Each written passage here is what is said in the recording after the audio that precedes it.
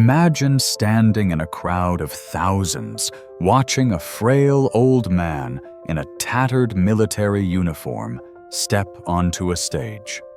The same man who just 30 minutes earlier had been physically removed from the building by security. The same man who had been laughed at, dismissed, and treated like he didn't belong. Now, as a 4-star general announces his name to the silent crowd, you feel your stomach drop. Because you were one of the people who mocked him. You were one of the people who rolled your eyes when he tried to explain who he was. And now, as the general's voice echoes through the speaker system declaring this homeless-looking veteran as the composer of the most sacred song in military history, you realize you've made a terrible, unforgivable mistake. This is that story. The story of Wesley Morrison, a 78-year-old black veteran whose tattered uniform and weathered face hid a truth that would shake an entire nation. The story of how prejudice assumption and the weight of appearances can blind us to greatness standing right in front of us. And the story of one of the most powerful moments of redemption ever witnessed at a national ceremony. But to understand how we got to that moment on stage, we need to go back. Back to a cold November morning in Washington, D.C., where thousands gathered to honor those who served. Back to the moment when Wesley Morrison, carrying everything he owned in a torn duffel bag, tried to enter a building where he absolutely belonged, only to be told he had no right to be there. What if the person you just dismissed based on their appearance was actually the hidden genius behind something you cherish deeply? What if the homeless veteran you ignored on the street corner was the voice of a generation? The poet who put into words what millions of soldiers felt but couldn't say. This is what happens when prejudice crumbles and unseen brilliance is finally devastatingly beautifully revealed. November 11th, Veterans Day. Washington, D.C. was draped in flags, tributes, and the kind of patriotic fervor that only comes once a year. The National Veterans Memorial Hall stood at the heart of it all, a massive structure of marble and glass where politicians, military brass, and distinguished guests gathered for the annual ceremony. Outside, thousands lined the streets. Inside, champagne flowed, cameras flashed, and everyone who was anyone in military and political circles had secured their invitation. This was not just any ceremony. This year marked the 40th anniversary of the end of the Vietnam War, and the organizers had planned something special, something historic. They were finally going to reveal the identity of the mysterious composer behind Brothers in Arms, the unofficial anthem that had become sacred to veterans across the nation. For 4 decades, nobody knew who wrote it. The song had appeared anonymously in 1975, distributed on cassette tapes to VA hospitals and veterans organizations. No name, no copyright. Just a haunting melody and lyrics that spoke directly to the soul of every man and woman who had served. The song had become everything. It was played at military funerals. It was sung at reunions. Veterans would break down crying when they heard it because it captured something they couldn't express themselves: the brotherhood, the loss, the weight of service, the impossibility of explaining war to those who hadn't lived it. Whoever wrote Brothers in Arms understood. They had been there. They had felt it. And for 40 years they had remained anonymous, a ghost in the machine of American military culture. Today, that was supposed to change. Today, after years of investigation by military historians, they had finally tracked down the composer. Invitations had been sent to a short list of suspected writers, all accomplished musicians, all with military backgrounds. The ceremony was designed to honor them all before revealing the true author. It was going to be a moment for the history books. Wesley Morrison knew none of this as he stepped off the bus 6 blocks from the Memorial Hall. He only knew what the letter had said. The letter that had arrived at the VA shelter where he'd been staying for the past 3 months.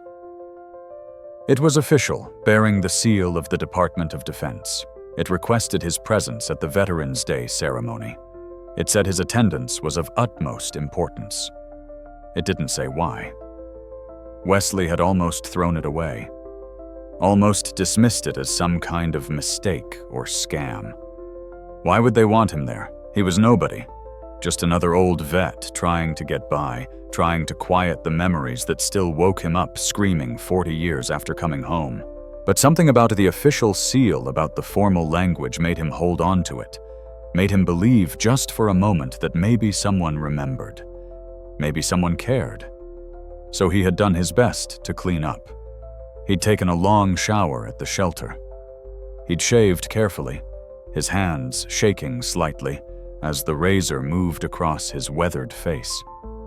And he'd pulled out his old uniform from the bottom of his duffel bag, the same uniform he'd worn in Vietnam, the same one he'd been wearing the night he wrote the words that would change everything, though he didn't know it then. The uniform was old now, older than old. The fabric had faded from deep green to a grayish olive. There were holes in the shoulders, tears in the sleeves, stains that no amount of washing could remove. The patches were barely readable. The stripes had come loose on one side. But it was his uniform. It was real. It was honest. And if they wanted him at this ceremony, this was who he was. A veteran, not a polished, photo-ready version. Not a politician's idea of what a soldier should look like, just a man who had served, who had survived, and who wore the evidence of both on his back. He walked the 6 blocks slowly, his worn boots scraping against the sidewalk. His duffel bag, containing everything he owned, hung heavy on his shoulder. As he got closer to the memorial hall, the crowds grew thicker. People in expensive coats, women in heels, men in suits that cost more than Wesley had seen in a year.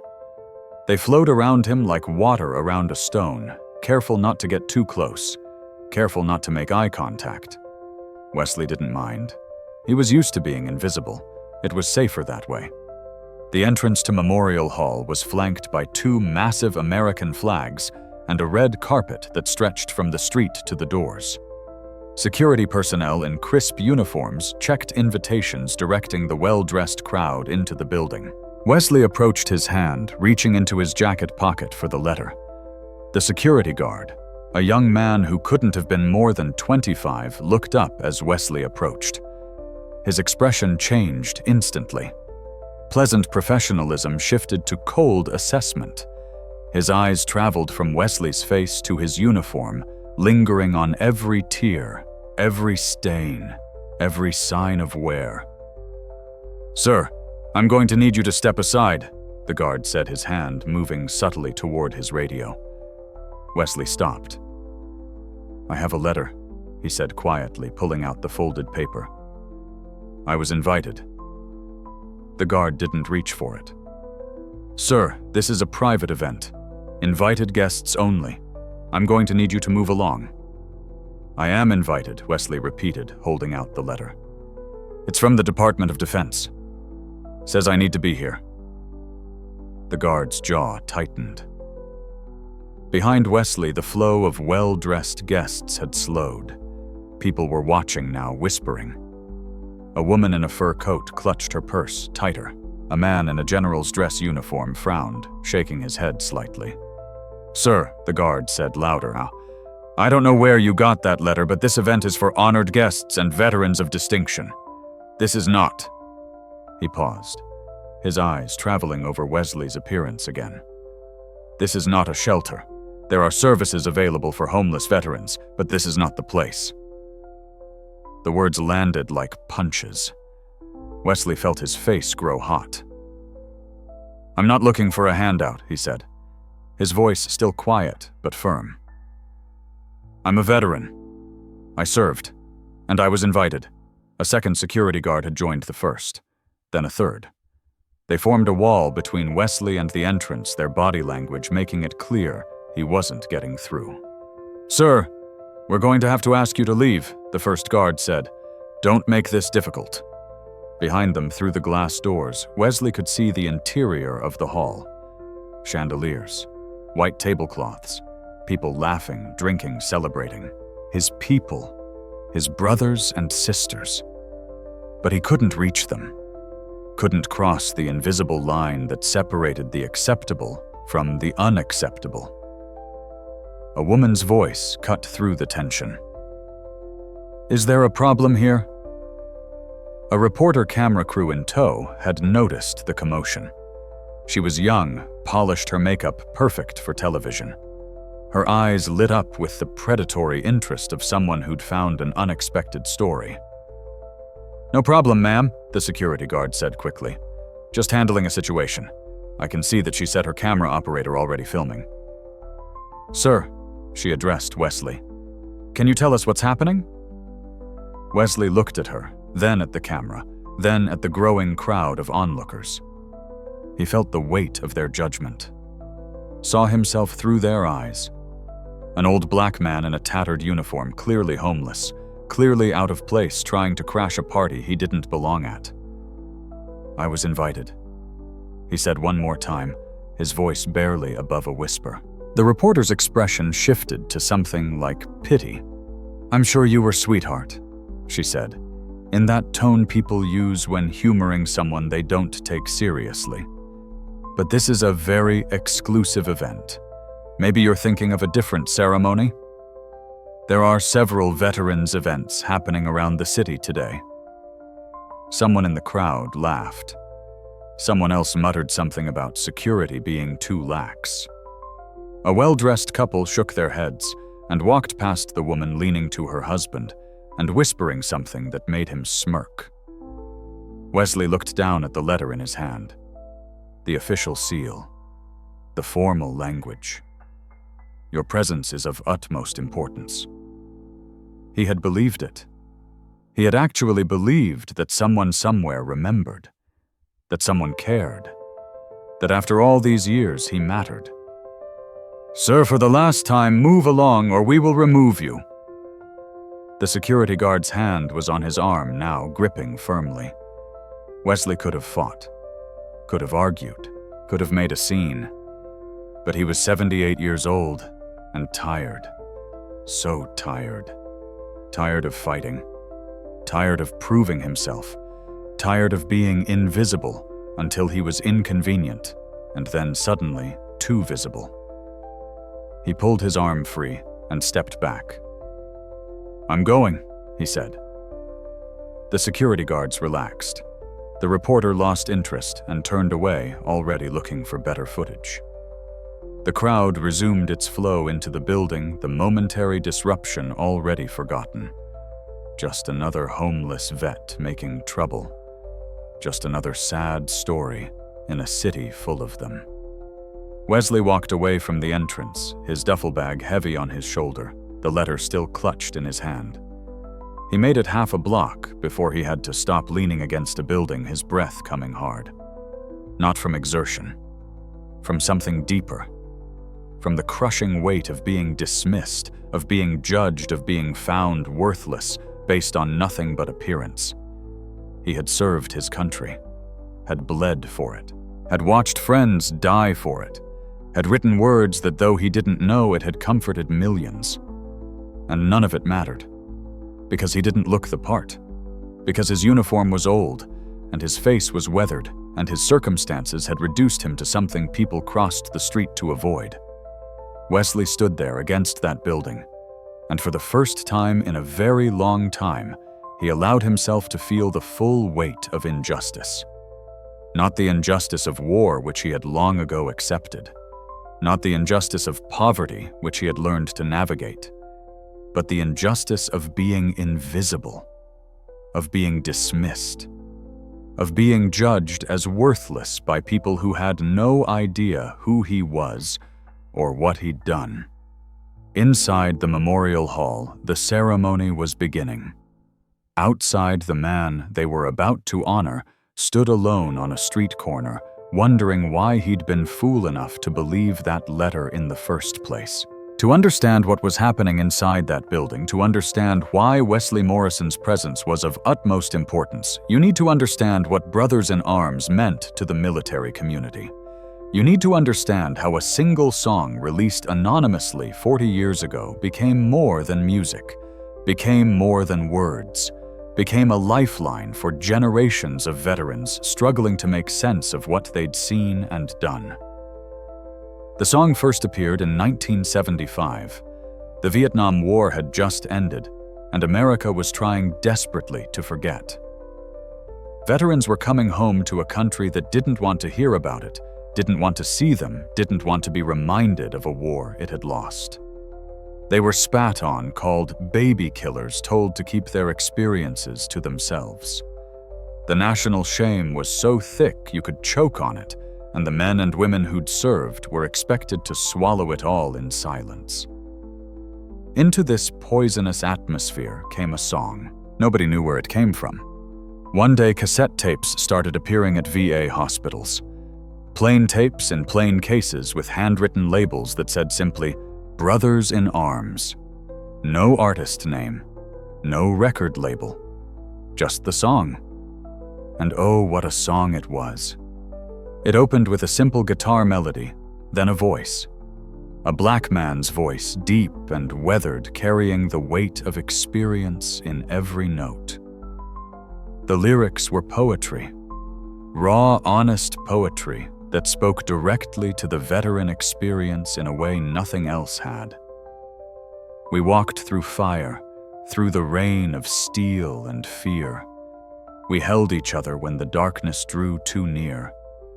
They sent us to a war that no one understood. We did what we were told, we did the best we could. Veterans who heard it wept. Grown men hardened by combat broke down crying in hospital rec rooms and therapy sessions. Because someone understood. Someone had been there. Someone had felt what they felt, and had found words for it when they couldn't. The song spread like wildfire. Veterans copied the tapes and sent them to friends.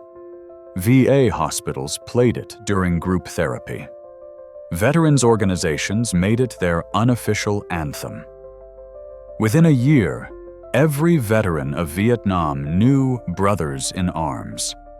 Within 5 years, it had transcended Vietnam and become the song for all veterans, all wars, all generations. But nobody knew who wrote it. The original tapes were untraceable. The recording was clearly amateur, probably done in someone's home. Music historians analyzed the guitar playing, the vocal style, the recording quality, trying to find clues. They came up empty. Whoever had created Brothers in Arms had done so anonymously and apparently wanted to stay that way. Over the decades, theories multiplied. Some said it was written by a famous musician who'd served and wanted to contribute something without making it about his celebrity. Others claimed it was a group effort, multiple veterans pooling their experiences. There were rumors it was written by someone who'd died in combat and released posthumously by a family member. Some even suggested it was created by military intelligence as a therapeutic tool, though that theory bordered on conspiracy. The mystery only added to the song's power. It belonged to everyone, because it belonged to no one. Every veteran could hear their own story in those lyrics. Every generation could claim it as theirs. It was performed at the Vietnam Veterans Memorial Dedication. It was played at military funerals across the nation. It was sung at Veterans Day ceremonies, Memorial Day services, and any gathering where those who'd served came together to remember. By 2015, Brothers in Arms had achieved a status usually reserved for national anthems or religious hymns. It was sacred, untouchable. The soundtrack to 40 years of military grief, pride, healing, and remembrance. And then, in early 2014, a military historian named Dr. Patricia Chen made a discovery. She was researching the folk music movement among Vietnam veterans when she found a reference in an old VA newsletter from 1974.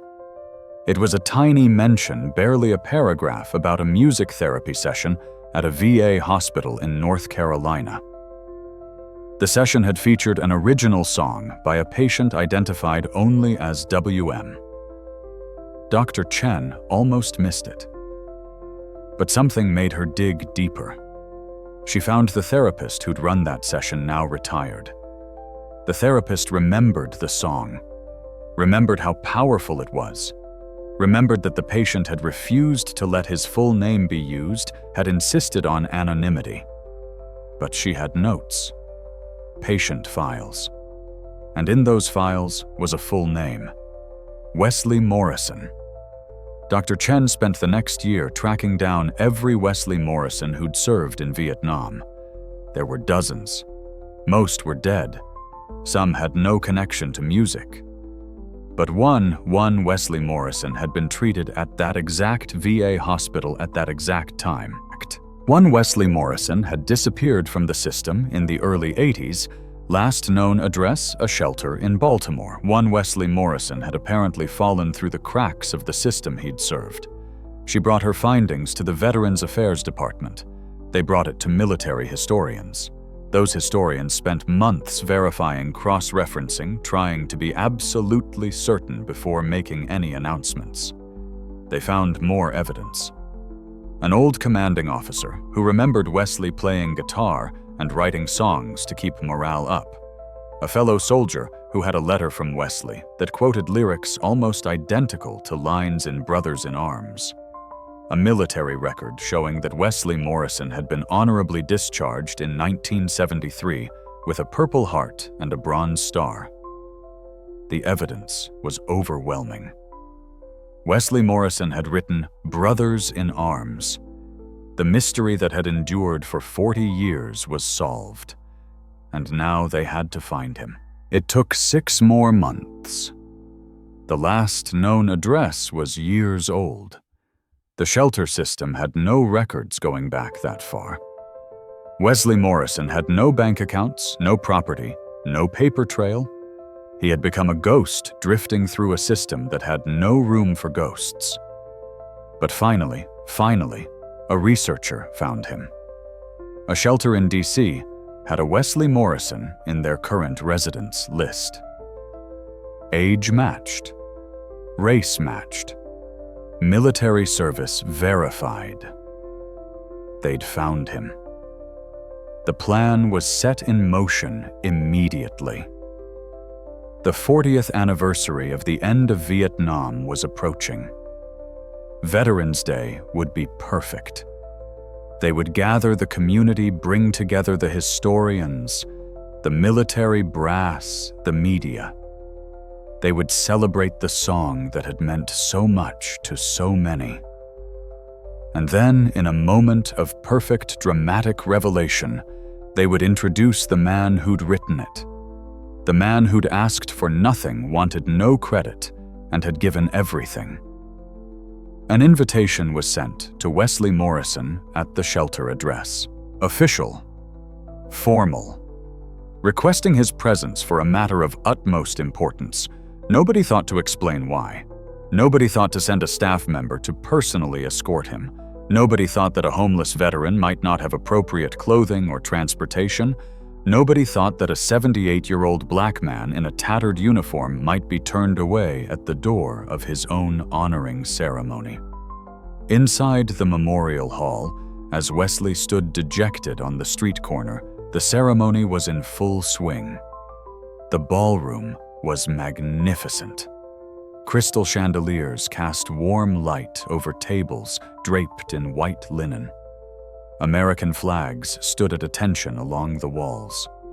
A stage at the front held a podium, a military color guard, and a screen for presentations. The crowd was elite. Senators, generals, Medal of Honor recipients, prominent veterans advocates, celebrities who'd made military support their cause. Everyone who was anyone in the veterans community had turned out for this historic moment. The program began with the standard formalities: the national anthem, the Pledge of Allegiance, speeches about service and sacrifice. Then the presentation shifted. The lights dimmed. On the screen, black and white footage began to play. Vietnam. Soldiers in rice paddies, helicopters in jungle clearings, young faces so young carrying weapons and fear in equal measure. And over it all, the opening notes of Brothers in Arms. The room fell silent. 400 people, and you could have heard a pin drop as the familiar lyrics filled the space, as that weathered voice sang of fire and fear, and brotherhood. Grown men and women wiped tears from their eyes. Veterans clutched their spouses' hands. Some mouthed the words knowing every syllable by heart. The song played in its entirety. When it ended, the silence held for a long moment before breaking into thunderous applause. People stood. Some saluted. It wasn't just appreciation for a song. It was gratitude for something that had carried them through their darkest moments, something that had given voice to pain they couldn't express, something that had made them feel less alone. General Marcus Thornton, a decorated Vietnam veteran, and the evening's host took the podium. His uniform was crisp, his bearing military, perfect, his face lined with age and experience. Brothers and sisters. He began his voice carrying the authority of command tempered by genuine emotion. For 40 years, we have asked the same question. Who wrote the song that has meant so much to so many? Who understood our experience well enough to capture it in words and music? Who cared enough to share it with us, asking nothing in return? The crowd leaned forward. This was the moment they'd been waiting for. Tonight, General Thornton continued, we answer that question. Tonight, we honor the man who gave us this gift. The man who in 1975 recorded Brothers in Arms on a simple cassette tape in a VA hospital room and sent it out into the world because he believed his brothers and sisters needed it. The man who asked for no recognition, no royalties, no fame, who simply wanted to help his fellow veterans heal. The anticipation was electric. Cameras focused on the stage. Reporters readied their notepads. This was history. We have spent years searching for him, the general said. We have verified his identity beyond any doubt. We have confirmed his service, his sacrifice, his authorship. And tonight, he is here. Tonight, we finally get to say thank you. The general paused, a smile crossing his face. Ladies and gentlemen, it is my profound honor to introduce you to the composer of Brothers in Arms, the man whose words have comforted millions, the veteran who asked for nothing but gave us everything. Please welcome Wesley Morrison. The applause erupted instantly. People rose to their feet. The ovation was deafening. Cameras swung toward the side entrance where Wesley would presumably enter. The general gestured toward that entrance, his smile broad and genuine. But no one appeared. The seconds ticked by. The applause began to falter, confusion rippling through the crowd. People looked around, searching for the honored guest. The general's smile wavered. He gestured again, more urgently this time. Still nothing. An aide rushed to the general's side, whispered frantically in his ear. The general's expression changed. Confusion, then concern, then something that might have been horror. He raised his hand, quieting the crowd. Ladies and gentlemen, please bear with us for just a moment. It seems there's been a miscommunication regarding our guest's arrival. We're working to resolve it now. Backstage staff members were frantic. Phone calls were being made. Shelter staff were being contacted. Records were being checked. Someone shouted that yes, Wesley Morrison had left the shelter this morning, saying he was going to a Veterans Day ceremony. Someone else confirmed that the invitation had been delivered and signed for. But nobody knew where he was now. Nobody could find him. In the ballroom, the confusion was morphing into concern. Veterans who'd waited 40 years to meet the man behind their anthem were standing in uncomfortable silence, wondering what had gone wrong. Reporters smelled a story going sideways. Photographers lowered their cameras. And outside, sitting on a bench 3 blocks away, Wesley Morrison stared at the letter in his hands and tried to figure out why the universe seemed determined to remind him that he didn't matter, that he never had, that even when someone claimed to want him to need him, it was just a mistake. Just another door closed in his face. Just another reminder that men like him in their worn-out uniforms and worn-out lives had no place in the polished world of official remembrance. The song played on the radio somewhere nearby. His song. The words he'd written one terrible night when the memories wouldn't stop, when the only way to survive was to turn pain into something else, something that might help someone else survive too. He listened to those words. Words he knew better than his own name. Words that had apparently meant something to someone somewhere, though he'd never known it. And he wondered not for the first time if maybe he should have just kept them to himself. If maybe his one attempt to contribute something meaningful had been as worthless as everything else about his life seemed to be. Inside the memorial hall, chaos was building. Someone had to tell this room full of distinguished guests that the man they'd gathered to honor had vanished, that 40 years of mystery would remain mysterious a little longer, that the perfect moment they'd planned was falling apart. But then a voice from the back of the room, a young voice. "Sir General Thornton, sir." Everyone turned. A young veteran in a wheelchair was gesturing frantically, his phone in his hand. "Sir, I think I know what happened." The young veteran's name was Marcus Webb, 26 years old. Iraq war vet. Lost both legs to an IED in Fallujah. He'd become a veterans advocate, using social media to highlight issues facing those who'd served. And he was very active online. "Sir?" he called out again as he wheeled himself toward the stage. His phone held high. "I think you need to see this." General Thornton descended from the stage, meeting Marcus halfway. The entire ballroom watched as Marcus showed him his phone screen. The general's face, already concerned, went pale, then red, then set into an expression of barely controlled fury.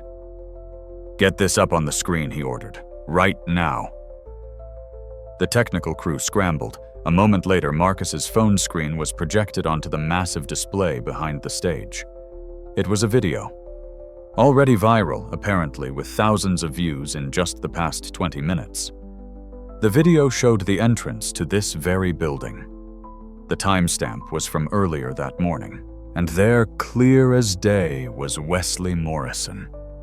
His tattered uniform, his worn duffel bag, his quiet dignity as he tried to show his invitation to security guards who wouldn't even look at it.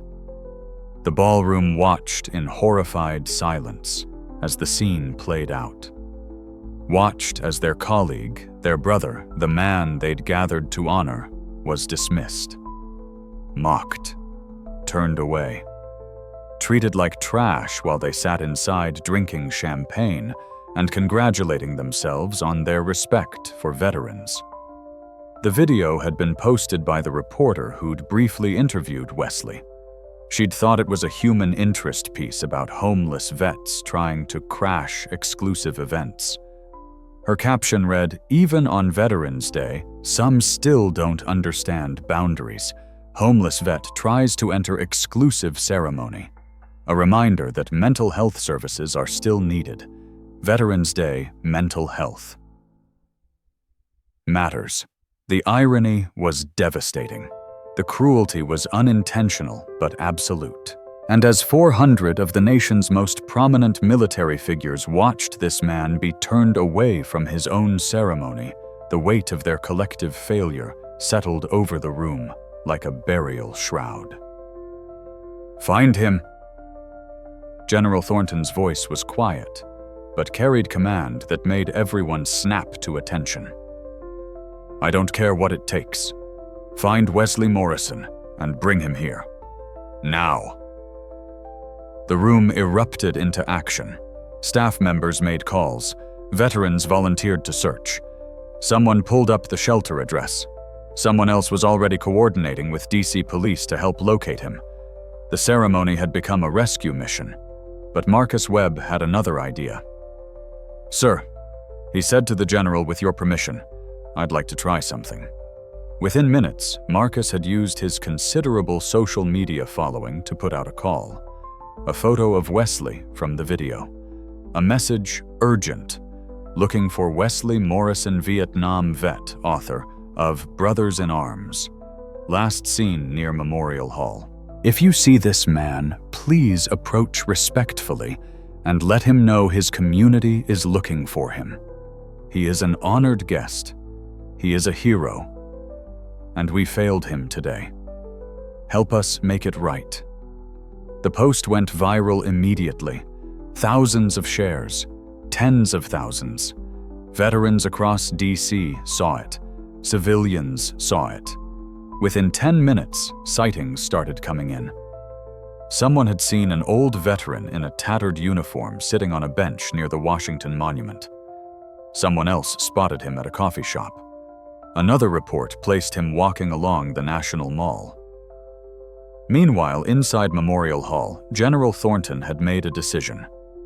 He returned to the podium, his jaw set, his eyes blazing with an anger that wasn't directed at anyone in the room, but at the situation, at the failure, at the casual cruelty of a system that could honor someone in theory while dismissing them in practice. "Ladies and gentlemen," he began, and the room fell silent instantly. "You've all seen what happened this morning. You've all seen how Wesley Morrison was treated at the door of this building, how he was dismissed, mocked, and turned away from a ceremony held in his honor." He let that sink in. Let the shame of it settle. "I am appalled, I am disgusted, and I am ashamed." His voice was hard. "We gathered here today to honor a man who gave us one of the greatest gifts the veteran community has ever received. A man who asked for nothing in return. A man who served his country with honor and distinction. And when he arrived exactly as we asked him to, we threw him out like garbage because he didn't meet our standards of appearance, because his uniform was old, because he looked homeless, because we valued superficiality over substance." The silence in the room was absolute. Generals and senators sat like school children being reprimanded, because they deserved it, because every word was true. "We are going to fix this," General Thornton continued. "We are going to find Wesley Morrison. We are going to apologize, and we are going to give him the honor he deserves. But more than that, we are going to learn from this. We are going to examine how we treat veterans who don't fit our polished image, how we dismiss those who are struggling, how we judge based on appearance rather than service and sacrifice." He paused, his hands gripping the podium. The security guards who turned Wesley Morrison away were following procedure. They were doing what they thought was right. But our procedures are wrong if they result in this. Our standards are wrong if they exclude the very people we claim to honor. And we are wrong if we allow this to ever happen again. The room remained silent. Some people were crying. Others sat with heads bowed. The video was still frozen on the screen behind him. Wesley's face captured in a moment of quiet dignity, even as he was being dismissed. "We will do better," General Thornton said. "We must do better. Because if we cannot recognize and honor the best among us regardless of their circumstances, then what the hell are we even doing here?" Outside, Wesley had finally allowed himself to feel the full weight of his disappointment. He'd left the bench and started walking, no destination in mind, just moving because staying still meant thinking too much. His feet carried him along familiar routes, past memorials he'd visited countless times, past corners where he'd sometimes slept, past the landscape of a city that contained multitudes of people like him, veterans who'd served and struggled and fallen through cracks that shouldn't exist. He was near the Vietnam Veterans Memorial when someone called out to him. "Sir." "Excuse me, sir." Wesley turned. A young man in a Marines t-shirt was jogging toward him, his phone in his hand. "Are you Wesley Morrison?" Wesley's guard went up immediately. "Who's asking, sir? My name is David. I'm a Marine vet. Sir, the entire veteran community is looking for you. You need to come with me. Please." Wesley stared at him, confused. "Looking for me?" Why, David showed him his phone. The post from Marcus Webb, the thousands of comments, the outpouring of support and horror and determination to make things right. Wesley read it slowly, his weathered hands shaking slightly as he held the phone. "I don't understand," he said quietly. Sir David said, and his voice was thick with emotion. "You wrote Brothers in Arms. You're the one. They were honoring you today at Memorial Hall, but there was a mistake. A terrible mistake. They turned you away at the door. They didn't know who you were. And now everyone knows what happened. And sir, they want to make it right. They need to make it right. Please, will you come with me?" Wesley looked from the phone to David's face, saw genuine respect there, genuine anguish, genuine need. "They really want me there, sir," David said, and now tears were running down his face. "Your song saved my life. When I came back from Afghanistan, when I couldn't sleep, couldn't cope, couldn't see a way forward, I listened to Brothers in Arms every single night. Your words kept me alive. You kept me alive. And you're not the only one. There are thousands of us, millions of us, and we all want to say thank you. Please, please let us say thank you." Wesley felt something break inside his chest. Not break like shattering, break like a dam giving way. 40 years of anonymity. 40 years of believing his words had gone nowhere meant nothing helped no one. And here was this young man, this Marine, telling him he'd saved a life, that he'd mattered, that his pain transformed into poetry and music had reached across decades to pull someone else back from the edge. "I'll come," Wesley whispered. David made a call. Within 5 minutes, 3 more veterans had arrived. They'd brought a car.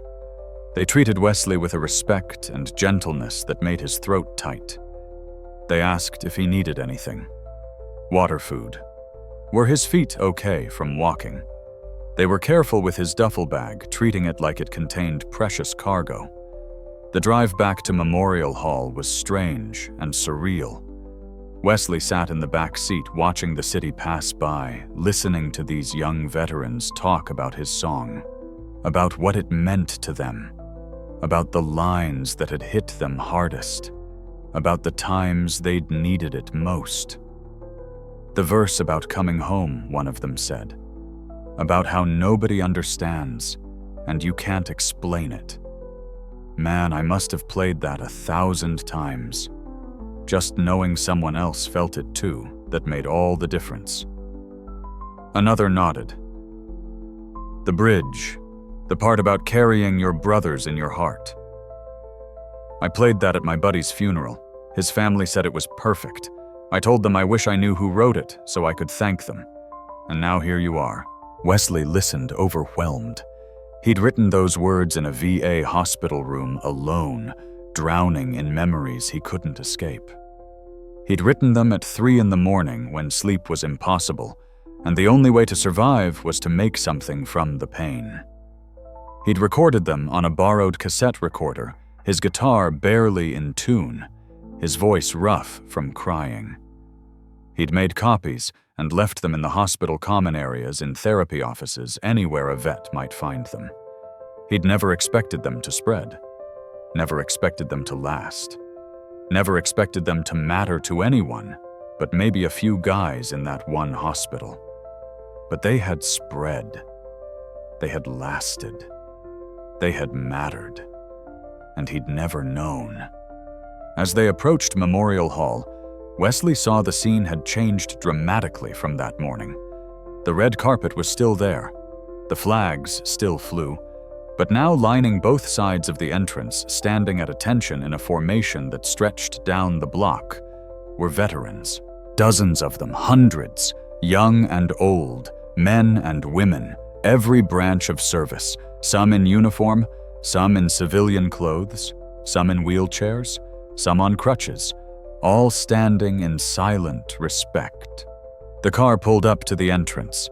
The young Marines who'd found Wesley got out first, standing at attention as they opened his door. Wesley emerged slowly, his old bones protesting his heart hammering. He looked at the assembled veterans. They looked back at him with expressions he couldn't quite read. Respect, gratitude.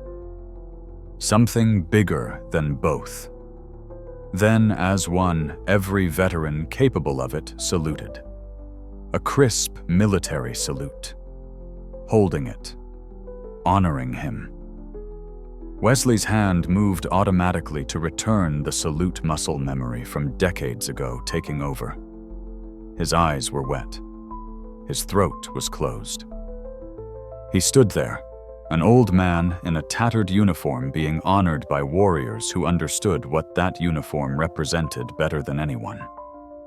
The security guards from that morning were there too. They weren't smiling. They looked sick, ashamed. The one who'd grabbed Wesley's arm stepped forward, visibly shaking. "Sir," he said, his voice breaking, "I am so sorry. I am so sorry. I failed you. I failed my duty. I failed everything I'm supposed to stand for.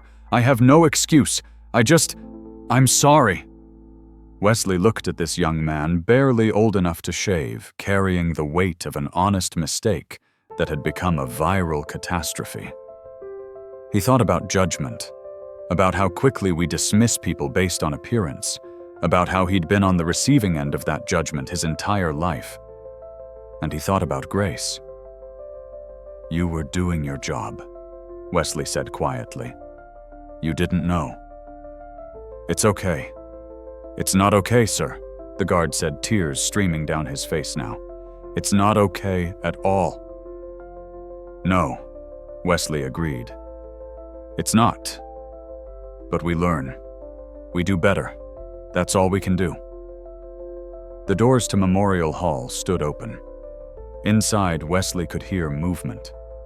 Anticipation. 400 people waiting for him. General Thornton appeared in the doorway. He walked down the red carpet to where Wesley stood. They looked at each other, veteran to veteran, across decades and rank and circumstance. The general saluted, held it, then extended his hand. "Brother," he said simply. Wesley took his hand. "Brother," he replied. "Will you come inside?" the general asked. "Will you let us honor you the way we should have from the start?" Wesley looked at the assembled veterans, at the young Marines who'd found him, at the security guard still crying, at the open doors and what lay beyond. He'd spent 40 years invisible. 40 years convinced that his service, his sacrifice, his contributions didn't matter. That he didn't matter. But he did matter. He had mattered all along.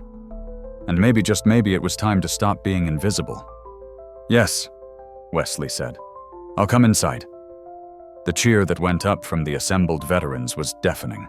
It echoed off buildings, rolled down streets, probably reached halfway across the city. It was joy and relief and gratitude, all mixed together in a sound that Wesley felt in his bones. General Thornton offered his arm. Wesley took it. And together they walked up that red carpet through doors that should never have been closed to him, into a room full of people waiting to finally say thank you. The ballroom fell silent as Wesley Morrison entered. 400 people rose to their feet in a single motion, the movement creating a soft, rushing sound like wind through trees. No one spoke. No one moved beyond that initial standing. They just watched as this old man in his tattered uniform, leaning slightly on General Thornton's arm, made his way slowly toward the stage. Wesley could feel their eyes on him. All those eyes. He'd spent so long trying to be invisible, and now he was the center of attention for hundreds of the most powerful people in the military community. His instinct was to shrink, to disappear, to find the nearest exit. But General Thornton's steady presence beside him, the solid certainty of that supporting arm, kept him moving forward. The walk to the stage felt like miles. Wesley's boots, worn thin at the heels, made soft sounds on the polished floor. His duffel bag, which someone had gently taken from him and was carrying respectfully behind, represented everything he owned in the world. His uniform with its faded patches and careful repairs told the story of decades lived on the margins. Everything about him screamed poverty struggle, hardship. But as he passed table after table of distinguished guests, he saw something in their faces that he'd rarely seen directed at him. Not pity, not judgment, not dismissal. Respect. Deep, genuine respect. And something else. Shame. Because they understood now. They understood what they'd done. What their system had done. How close they'd come to losing this moment entirely through carelessness and assumption. Halfway to the stage, Wesley had to stop. The emotion, the exhaustion, the sheer surreal nature of what was happening caught up with him. He swayed slightly, his breath coming hard. Immediately, General Thornton was there, steady and strong, and another general on his other side, and someone bringing a chair. "Take your time," Brother Thornton said quietly. "There's no rush. We'll wait as long as you need." Wesley sat for a moment, gathering himself. The room waited in absolute silence. No impatient shuffling, no whispered conversations, just patient, respectful waiting. It occurred to Wesley that this was perhaps the first time in decades that a room full of important people had waited on him, had centered their attention on his needs rather than their schedule. After a minute, he nodded. "I'm okay. Let's continue." They helped him up. The procession resumed. Finally, they reached the stage. Steps led up to the platform, and Wesley looked at them with trepidation. His knees weren't what they used to be. His balance was uncertain, but hands were there to help. Strong, respectful hands guiding him up each step, ensuring he was steady, ensuring he was safe. When he stood on that stage, looking out at the sea of faces looking back, Wesley felt something shift inside him. For so many years, he'd been looked down on, looked past, looked through. But now everyone was looking up, looking at him, seeing him, really seeing him for the first time. General Thornton stepped to the podium. "Ladies and gentlemen," he began, his voice rough with emotion. "This is Wesley Morrison, Sergeant Wesley Morrison, United States Army Vietnam veteran, Purple Heart and Bronze Star recipient, and the composer of Brothers in Arms." The applause started then. Not polite ceremony applause, not obligatory recognition. This was something else. It built and built waves of sound crashing over the stage. People weren't just clapping. They were on their feet. Hands raised, voices raised, some crying, some saluting, all pouring out 40 years of gratitude in a single sustained roar of appreciation.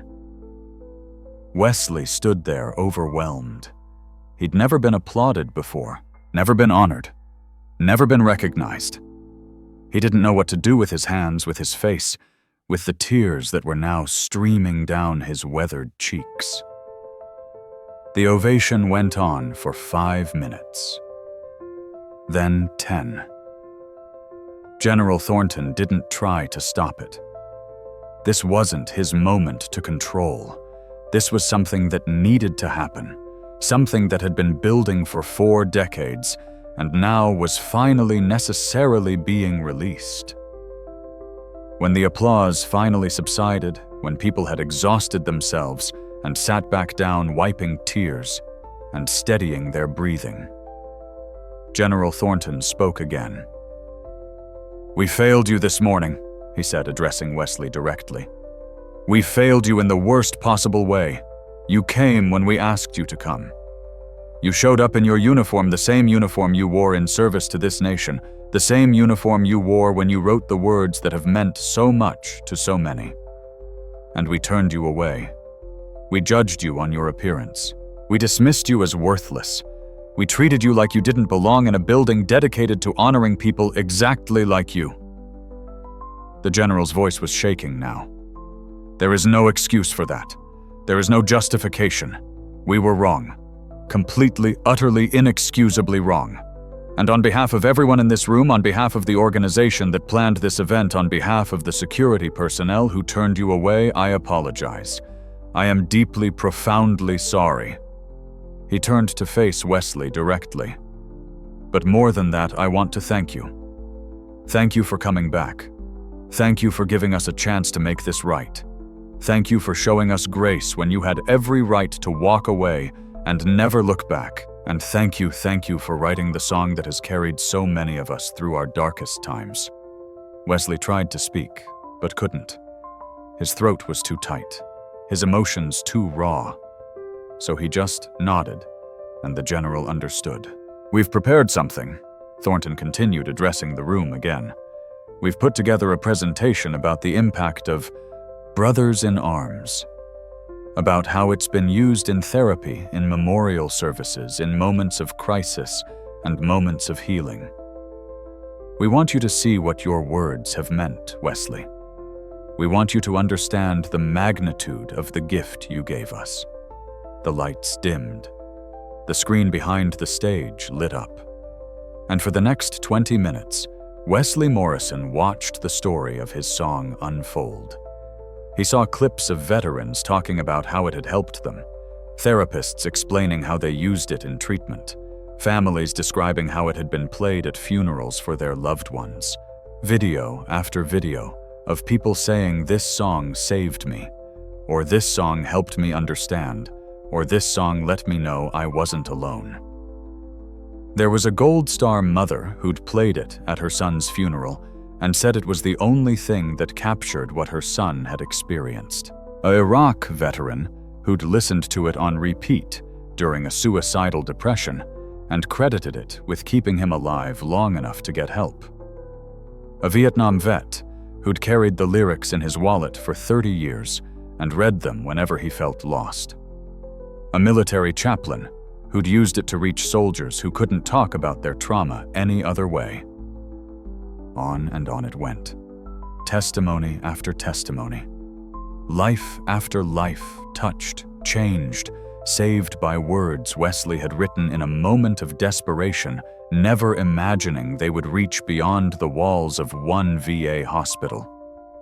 The presentation ended with a montage of veterans from every generation, every branch of service holding signs that said simply, "Thank you, Wesley Morrison." Thousands of them.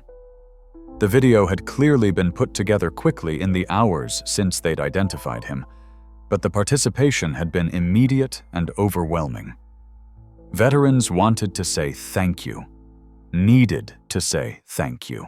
When the lights came back up, there wasn't a dry eye in the room. Wesley sat in the chair they'd brought for him, his face in his hands, his shoulders shaking. 40 years. 40 years he'd carried the belief that his words hadn't mattered, that his attempt to help had fallen into a void. And here was proof, overwhelming and undeniable proof, that he had mattered. that his pain transformed into art had eased the pain of countless others. General Thornton knelt beside Wesley's chair, putting himself at eye level with the old veteran. "Do you see now?" he asked gently. "Do you see what you've done, how many lives you've touched, how much you've mattered?" Wesley looked up, his eyes red and wet. "I never knew," he whispered. "I never knew any of this. I was hurting, and I thought maybe someone else was hurting too, and I wanted to help. That's all. I just wanted to help." "You did," Thornton said. "You helped more than you can possibly imagine. You are a hero, Wesley Morrison. Not just for your military service, though, that alone would be enough, but for this, for giving us this gift, for helping us heal." Someone in the audience stood, then another. Then everyone was standing again, and this time the applause was different, quieter, more personal, the sound of genuine gratitude. A microphone was brought to Wesley. "Would you say something?" General Thornton asked. "You don't have to, but if you want to, if you have words, we would be honored to hear them." Wesley looked out at the room, at all these people who'd gathered to honor him, at all these faces that had been strangers an hour ago and now felt like family. He thought about what to say, about how to express what he was feeling. Finally, he stood, his legs shaky but holding. He took the microphone in trembling hands. "I don't have much to say," he began, his voice soft and rough. "I'm not good with words like this, not spoken words anyway. Writing is easier. You can take your time, can get it right." A ripple of gentle laughter moved through the room. Affectionate, encouraging. "I wrote that song in a dark place," Wesley continued. "Darkest place I've ever been. The memories, they were eating me alive. And I couldn't talk about it, couldn't explain to anyone what it was like, what we went through over there, what it did to us. So I wrote it down instead, put it to music because music can say things that plain words can't." He paused, gathering his thoughts. "I never wanted credit, never wanted attention. I just wanted to help. Wanted my brothers and sisters to know they weren't alone, that someone understood, that someone had been there too." His voice grew stronger. "This morning, when I was turned away from these doors, it hurt. Hurt real bad. Because I thought I'd been invited. Thought I mattered. And finding out I didn't, finding out I was just a mistake, just a homeless old man in the way, that hurt worse than a lot of things I've been through." The room was absolutely silent, holding its breath. "But you know what Wesley said?" And now there was something like wonder in his voice. "Maybe I needed to hurt like that. Maybe I needed to feel that dismissal. Because now I understand. I understand what so many veterans go through every single day. Being invisible, being judged, being told they don't belong. And maybe if I can use my voice now, if people will listen to me, now maybe I can speak up for all those veterans who are still invisible, still dismissed, still told they don't belong." He looked around the room, making eye contact with as many people as he could. "We got to do better. Not just here, not just at ceremonies like this, but everywhere. Every day. We got veterans sleeping on streets, veterans going hungry, veterans dying alone because they fell through cracks that shouldn't exist. And we all got to do better. We got to see them, got to respect them, got to remember that a uniform doesn't stop meaning something just because it gets old and worn. A soldier doesn't stop being a soldier just because they're struggling." The room was nodding now. Agreement, understanding, commitment. "So I thank you," Wesley said. "Thank you for this honor. Thank you for finding me. Thank you for caring enough to make this right. But more than that, I ask you to remember. Remember how easy it was to dismiss me this morning. Remember how easy it is to overlook the veterans who don't fit the polished image. And I ask you to do better. We all got to do better. He handed the microphone back to General Thornton, exhausted, but feeling lighter somehow. Cleaner. Like he'd said something that needed saying. The applause this time was different again. It was agreement, acceptance, a promise. These people, these powerful, influential people, had been challenged, called out, asked to do better, and they were accepting that challenge. General Thornton embraced Wesley. A real embrace. Brother to brother. We will do better, he promised. I swear to you we will do better. Other people came to the stage then. One by one, a receiving line formed. Generals and senators and Medal of Honor recipients, each wanting to shake Wesley's hand to thank him personally, to look him in the eye and acknowledge what he'd done. The reporter who'd posted the video of Wesley being turned away was there too. She was crying. Mr. Morrison, I'm so sorry. I'm so sorry for what I wrote, for how I framed it. I was wrong. So completely wrong. I've deleted the post and issued an apology, but that's not enough. I'm sorry. Wesley looked at her. Young, earnest, horrified by her own mistake. You didn't know, he said, same as them. You didn't know, but now you do. So tell the story right. Tell people what happened here today. Help people understand. She nodded, wiping tears. I will. I promise I will. The young Marine Marcus Webb wheeled himself to the stage. Mr. Morrison, he said, I just want you to know, your song got me through rehab. When I lost my legs, when I wanted to give up, I listened to Brothers in Arms, and I remembered I wasn't alone. You saved my life, sir. You saved so many lives. Wesley knelt down, bringing himself eye level with Marcus. Thank you for finding me today. Thank you for making them listen. You saved my life too, son. You saved me from believing I didn't matter. They embraced. Two veterans, two generations, two men who'd served and suffered and survived, connected by words written decades ago in a moment of desperation that had become a moment of salvation. The ceremony continued. There were more speeches, more tributes. A special award was presented to Wesley, a crystal plaque engraved with the lyrics to Brothers in Arms. A check was presented to royalties from official uses of the song that had been held in trust for 40 years, waiting for the composer to be identified. It was enough money to ensure Wesley would never be homeless again, would never go hungry, would never have to struggle just to survive. But more than the money, more than the awards, what mattered was the recognition, the being seen. The understanding that he had mattered, had always mattered, would always matter. As the formal ceremony concluded, something spontaneous happened. Someone started singing. Just one voice at first from somewhere in the back of the room. The opening line of Brothers in Arms. Then another voice joined. Then 10. Then everyone. 400 voices singing Wesley's words back to him. Military voices trained to sing in formation, blending in harmony. The song filled the room, filled the building, probably spilled out into the streets. And Wesley stood on that stage, listening to his pain transformed into beauty, his isolation transformed into connection, his invisible suffering transformed into visible grace. He closed his eyes and let the music wash over him, let himself feel perhaps for the first time the impact of what he'd created.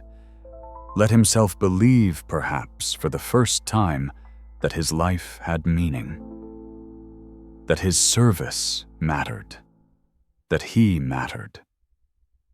When the song ended, when the last note faded into reverent silence, Wesley opened his eyes to see 400 people looking at him with love, with gratitude, with respect, with recognition.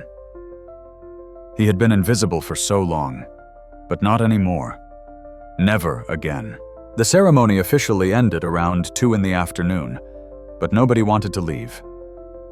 The ballroom that had been set up for a formal event transformed into something more like a family reunion. Veterans clustered around Wesley, each wanting a moment, a word, a chance to say thank you.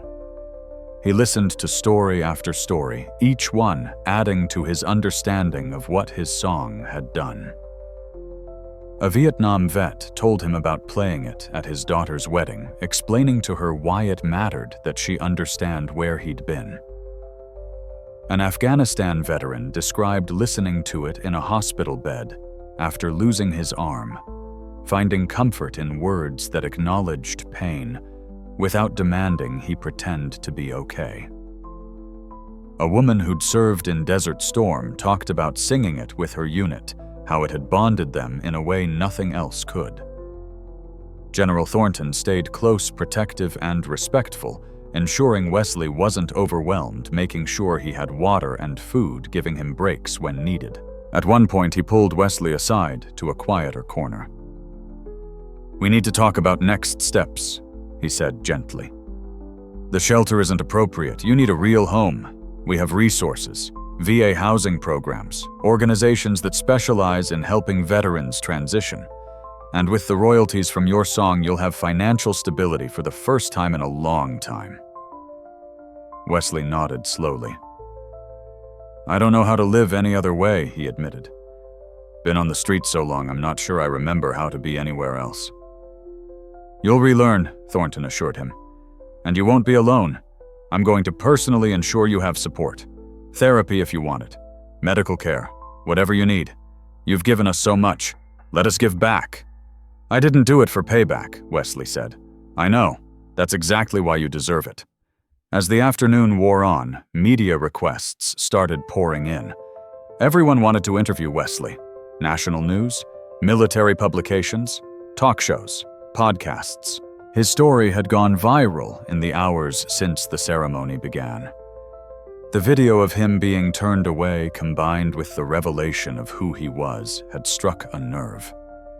People were outraged, moved, demanding change. The reporter who'd originally posted the dismissive video had written a follow-up piece that was equally viral. A heartfelt apology combined with a powerful call to action about how society treats homeless veterans. She'd interviewed the security guards who'd turned Wesley away, capturing their genuine remorse and their commitment to training that would prevent similar mistakes. She'd interviewed veterans across the country about their experiences being invisible, being dismissed, being judged. The story had become bigger than Wesley, bigger than one ceremony. It had become a national conversation. Wesley agreed to do some interviews, carefully selected ones that felt right. He sat down with a military podcast and talked about writing the song, about the night he recorded it, about his years not knowing it had spread. He spoke with a veterans advocacy organization about the systemic issues that had led to his homelessness. He even did a segment for a national morning show, though he insisted on keeping it short and focused on other homeless veterans, not just himself. In every interview, he repeated the same message. Don't just honor veterans in ceremonies and speeches. Honor us in how you treat the ones you pass on the street, the ones who don't look polished, the ones who are struggling. They served too. They matter too. See them. Help them. That's real honor. The response was overwhelming. Donations poured into veterans organizations. Shelters received funding. Politicians pledged legislative action on veterans' housing and health care. Wesley's moment of being dismissed had paradoxically made visible the thousands of veterans who were dismissed every single day. Within a week, Wesley had moved into a small apartment near D.C., arranged through a veterans' housing program and funded partially by his song royalties. It was modest, but clean. Safe. His.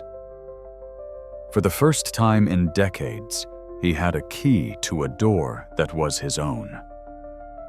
A bed that was his own. A space that was his own. General Thornton helped him move in along with a group of younger veterans who'd volunteered. They brought furniture donated by military families, kitchen supplies, clothes, everything Wesley needed to start over. As they set up his new home, Wesley felt something he hadn't felt in years: hope, the possibility of stability, of comfort, of a future that extended beyond just surviving to the next day. But the most meaningful moment came when Marcus Webb, the young Marine who'd helped find Wesley, arrived with a gift. It was a guitar, a beautiful acoustic guitar, far nicer than the battered one Wesley had lost years ago. "We took up a collection," Marcus explained. "Every vet who's ever been touched by your song contributed. We wanted you to have this. Wanted you to be able to make music again if you want to." Wesley took the guitar with shaking hands, ran his fingers over the smooth wood, tested a string and heard it ring clear and true. He hadn't played in so long. Hadn't thought he'd ever play again. "Thank you," he whispered. "Will you play something?" Marcus asked. "Just for us." The room full of veterans went quiet, waiting, hoping. Wesley sat down, settled the guitar in his lap, and began to tune it. His fingers remembered the movements even after all these years. Muscle memory embedded so deep that homelessness and hardship couldn't erase it. When the guitar was tuned, he paused, thinking about what to play. There was only one choice, really. Only one song that made sense in this moment. He started the opening chords of Brothers in Arms. Slow, gentle, the melody that had become a lifeline for millions. And then he began to sing. His voice was older now, rougher, weathered by time and hardship. But it still carried truth, still carried pain transformed into beauty, still carried the weight of experience that made every word authentic. The veterans listened in absolute silence. Some closed their eyes. Some wiped away tears. All of them felt it, the power of hearing this song performed by its creator in his home, surrounded by the community it had helped create. When Wesley finished, when the last note faded away, nobody applauded. Nobody spoke. They just sat in that sacred space of music and meaning, holding the moment like something precious. Finally, Marcus broke the silence. "Thank you," he said simply. "For everything." Wesley looked around at these young veterans, these brothers and sisters who'd welcomed him, honored him, given him a second chance at life. "Thank you," he replied, "for seeing me, for finding me, for reminding me that I matter." "You've always mattered," Marcus said. "We just failed to show you that, but we see you now, and we won't stop seeing you." In the weeks and months that followed, Wesley's life changed in ways he'd never imagined. He became a spokesperson for homeless veterans, using his platform to advocate for change. He worked with VA programs to improve how they identified and helped veterans in crisis. He performed at ceremonies and events, always insisting that the focus be on all veterans, not just him. He reconnected with music, writing new songs that addressed homelessness, PTSD, the struggle to reintegrate into society. He collaborated with younger veterans to create a whole album of music focused on the veteran experience, with all proceeds going to homeless veteran organizations. He started a foundation called Brothers in Arms Outreach that specifically helped veterans transitioning from homelessness. The foundation trained outreach workers, funded emergency housing, provided job training, and most importantly ensured that every veteran was treated with dignity and respect, regardless of their appearance or circumstances. The security guard who'd turned him away that November day became one of the foundation's most dedicated volunteers. He'd left his security job and gone into social work, dedicating himself to helping homeless veterans as a form of living amends for his mistake. Wesley had forgiven him immediately, but the young man had needed to forgive himself, and service to others became his path to redemption. The Veterans Memorial Hall changed its policies. Every security guard now received training on recognizing and respecting veterans in all circumstances. They partnered with homeless outreach organizations to ensure no veteran would ever again be turned away from a ceremony honoring those who served. They posted signs reminding staff and visitors that veterans come in all forms, all circumstances, and all deserve respect. General Thornton became a close friend and fierce advocate. He used his influence to push for policy changes at the highest levels. He testified before Congress about the failures that had allowed Wesley to fall through the cracks. He made sure Wesley's story was told and retold, ensuring it became a teaching moment rather than just a feel-good headline. But perhaps the most important change was the smallest. Every week without fail, Wesley visited homeless veterans on the streets of D.C. He brought food, brought blankets, brought his guitar, and played music. But mostly he brought presence. He sat with them, listened to them, saw them. "You matter," he told each one. "You served, you sacrificed, and you matter. Don't let anyone tell you different." Some of them knew who he was, the famous veteran who'd been turned away and then honored. Some didn't. It didn't matter. Wesley treated them all the same. Brother to brother, sister to sister, veteran to veteran. On the first anniversary of that fateful Veterans Day ceremony, Memorial Hall held another event. This time Wesley was the keynote speaker. This time he arrived in clean clothes and polished shoes, looking every bit the honored guest. But at his insistence, the event included a special section. 50 homeless veterans were personally invited, given transportation, given appropriate clothes if needed, and treated as the honored guests they were. Wesley stood at the podium, looking out at a room that included both generals and homeless vets, sitting together. Barriers broken down, humanity recognized. A year ago, he began. "I stood outside these doors in my old uniform, carrying everything I owned, being told I didn't belong. Today, I stand inside these doors, knowing that I do belong. We all belong. Every veteran belongs. And it's our job, all of us, to make sure that belonging is real. Not just theoretical, not just on Veterans Day, but every single day." The room erupted in applause, but Wesley raised his hand, quieting them. "I want to sing something new," he said. "Something I wrote about this past year, about being seen, about coming home, about second chances.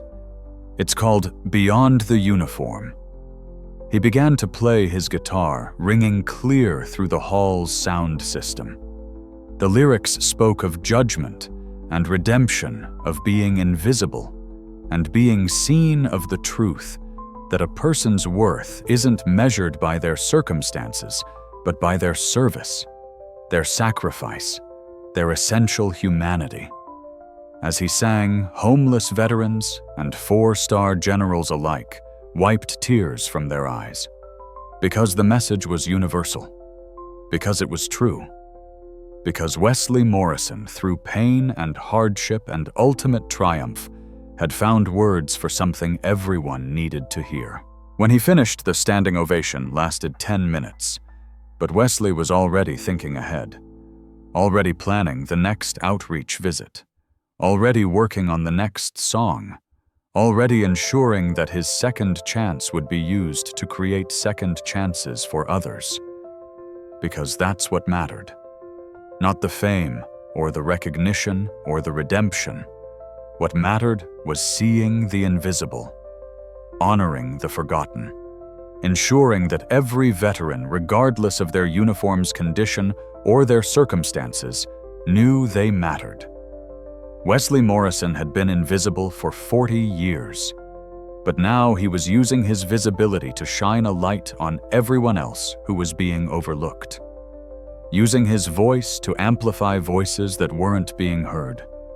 Using his story to change a narrative that desperately needed changing. And every time he played Brothers in Arms, every time he sang those words he'd written in desperation so long ago, he remembered. Remembered being that lost veteran in a VA hospital, drowning in memories, desperate for connection. Remembered being the homeless man on the street corner, invisible to everyone rushing past. Remembered being the old man in a tattered uniform being told he didn't belong. And he remembered being found, being seen, being honored, being reminded that he mattered. That memory, that transformation fueled everything he did. Because if it could happen for him, it could happen for others. If one person could be seen after 40 years of invisibility, then every person could be seen. Should be seen. Would be seen if Wesley had anything to say about it. True honor, he often said, isn't worn on a uniform. It isn't displayed in medals or rank. True honor is lived. It's shown in how we treat each other, how we see each other, how we recognize the humanity and worth in every person, regardless of their appearance, their circumstances, their struggles. Wesley Morrison learned that lesson the hard way, lived it for decades. And now, in the final chapter of his life, he was teaching it to anyone who would listen. The old man in the tattered uniform had become a voice for the voiceless. The dismissed veteran had become an honored spokesman. The invisible man had become impossible to ignore. And the song he'd written in his darkest hour had become a bridge, connecting past to present, connecting veteran to veteran, connecting pain to healing, connecting invisibility to recognition. Brothers in arms indeed. All of them. Every single one. Seen, honored, remembered, always.